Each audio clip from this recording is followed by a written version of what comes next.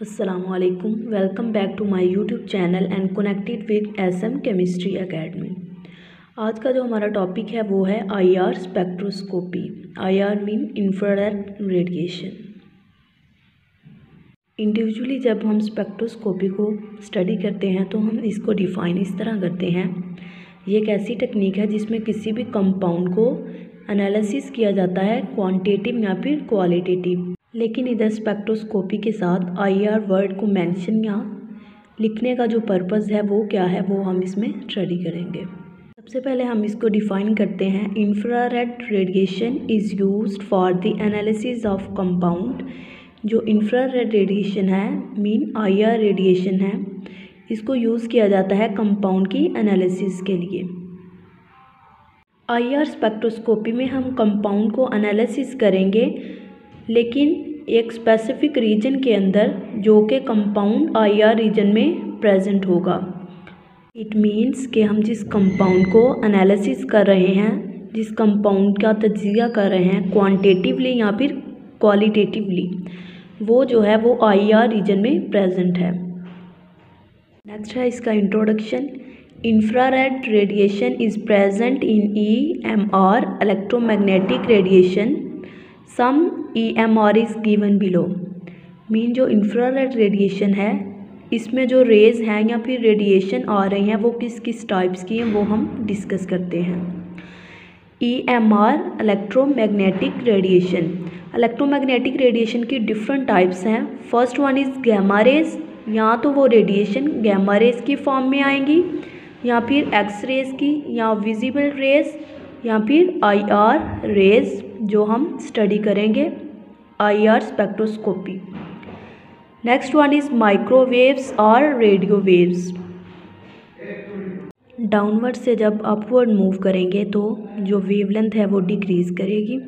It means कि radio waves की जो वेवलेंथ है वो सबसे कम है. उसके बाद माइक्रोवेव्स, उसके बाद IR, उसके बाद विजिबल की, उसके बाद एक्स रेज़ और last one is gamma rays.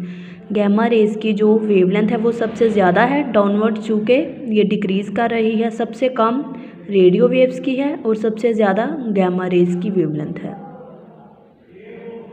Energy और फ्रीक्वेंसी जो है वो अपवर्ड इंक्रीज़ कर रही है, जबकि जो वेलोसिटी है मीन स्पीड है v वो कांस्टेंट है. Infrared radiation IR can be able to rotation or vibration if it falls in any molecule. जब किसी भी मॉलिक्यूल में इंफ्रारेड रेडिएशन फॉल करती है या तो वो मॉलिक्यूल रोटेट करता है मीन रोटेशन करेगा या फिर वाइब्रेशन करेगा. फॉर सपोज डैट ये हमारे पास मॉलिक्यूल है, इस पे IR रेडिएशन फॉल हुई. फॉल होने के बाद जो मॉलिक्यूल है वो रोटेशन में आ गया, मीन वो रोटेट करेगा अपने पॉइंट से किसी और पॉइंट में जाके एडजस्ट कर जाएगा. सेकंड केस में जब IR रेडिएशन किसी मॉलिक्यूल पे फॉल करेंगी तो वो वाइब्रेशन करेगा, मीन अपने फिक्स पॉइंट के अराउंड ही वाइब्रेट करने लग जाएगा, या इस डायरेक्शन को या फिर इस डायरेक्शन को. फॉर एग्ज़ाम्पल सपोज करेंगे एक मॉलिक्यूल है, इसका ये फिक्स पॉइंट है. जब IR रेडिएशन इस पर फॉल हुई तो ये अपने फिक्स पॉइंट के अराउंड ही या इस डायरेक्शन को मूव करेगा या फिर इस डायरेक्शन को मूव करेगा. Next step is it is use to determine the functional group and it's a type of absorption. जैसा कि हम जानते हैं IR स्पेक्ट्रोस्कोपी को कंपाउंड के एनालिसिस के लिए यूज़ किया जाता है.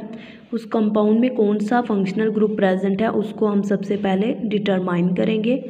कीटोन है या फिर एल्डिहाइड है या फिर इसके अलावा कोई भी ग्रुप प्रेजेंट है, उसके थ्रू हम उस कंपाउंड का पता लगाएंगे.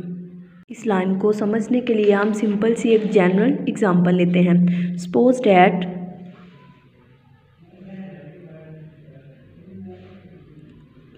फर्ज करते हैं कि ये एक रूम है. इस रूम के अंदर कोई भी एनिमल है, ठीक है.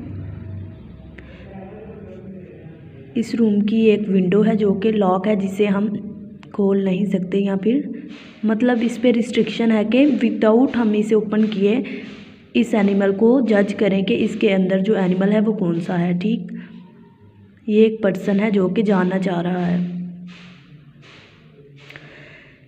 इस पर्सन ने अब इस एनिमल का पता कैसे लगाना है, जाहिर सी बात है कि ये इसको अनलॉक नहीं कर सकता क्योंकि इस पर रिस्ट्रिक्शन है। तो ये इसे नॉक करेगा, उसके बाद एनिमल की आवाज़ आएगी, मीन वो बोलेगा तो ये जो पर्सन है ये उसकी आवाज़ से इसको जज करेगा कि रूम के अंदर जो एनिमल है वो यहाँ कैट है या डॉग है। अगर तो रूम के अंदर जो एनिमल है वो कैट है तो वो म्याऊं म्याऊं करेगी। तो इसका पता कैसे लगाया जाएगा? एनिमल की आवाज़ से। एनिमल की आवाज़ से पर्सन जज करेगा कि इसके अंदर मौजूद जो एनिमल है वो कौन है, कैट है, डॉग है, डंकी है या लायन है, कोई भी हो सकता है। सेम इसी कॉन्सेप्ट के अकॉर्डिंग, इसी कॉन्सेप्ट को आप अपने माइंड में रखें। किसी भी कंपाउंड का फंक्शनल ग्रुप हम जानने के बाद बता सकते हैं कि वो कौन सा कंपाउंड है। होप सो IR स्पेक्ट्रोस्कोपी किस तरह वर्क करती है आपको इस एग्जांपल से आइडिया हो गया होगा। नेक्स्ट है, if we provide high energy level equal to the gap energy gap electronic level then electron excitation is caused. ये दो एनर्जी गैप्स हैं, ये मॉलिक्यूल है। इस मॉलिक्यूल को हम एनर्जी अगर ज़्यादा देंगे तो वो एक्साइटेशन स्टेट में आ जाएगा। इनको समझने के लिए हम सिंपल सी एग्जांपल लेते हैं। फॉर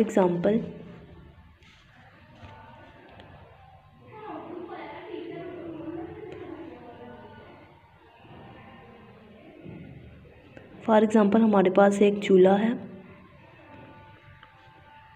जिसके ऊपर हमने पानी बॉयल करने के लिए रखा है। इसके अंदर है वाटर H2O। जितनी ज़्यादा एनर्जी हम प्रोवाइड करेंगे, मीन हीट प्रोवाइड करेंगे, वाटर मॉलिक्यूल्स उतनी ही जल्दी एक्साइटेड स्टेट में आएंगे और वो पानी कम टाइम में बॉयल हो जाएगा। नेक्स्ट है, if we provide less energy और in IR region the molecule vibrate और रोटेट। अगर तो हम किसी भी मॉलिक्यूल को एनर्जी लेस प्रोवाइड करेंगे तो मॉलिक्यूल वाइब्रेट करेगा या फिर रोटेट करेगा।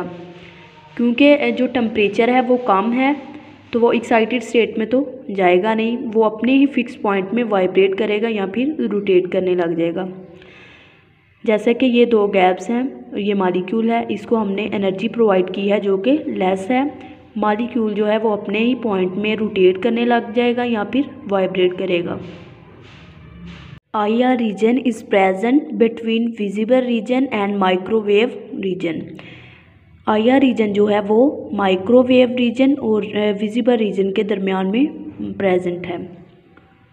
जैसा कि ये विजिबल रीजन है और ये माइक्रोवेव है, इन दोनों के दरमियान जो प्रेजेंट है रीजन वो है IR। Energy of IR infrared radiation rays is low. जो इंफ्रारेड रेडिएशन की रेज हैं वो उसकी एनर्जी जो है वो लो होती है और वो कितनी है 8 to 12 kilo joule per mole.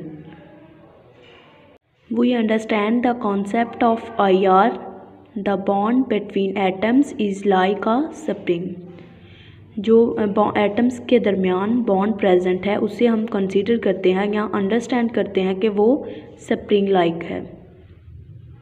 Next हम इसके प्रिंसिपल को स्टडी करते हैं। All molecules are naturally in a state of vibrational motion at the ordinary temperature। जो मॉलिक्यूल्स हैं, तमाम मॉलिक्यूल्स वो कुदरती तौर पर वाइब्रेशनल मोशन स्टेट में प्रेजेंट होते हैं ऑर्डिनरी टेम्परेचर पर। When an IR active molecule is kept in the path of IR radiation, जब किसी भी IR एक्टिव मॉलिक्यूल को IR रेडिएशन के रास्ते में रखा जाता है, मीन पाथ में, there occur a change in the vibrational state of molecule.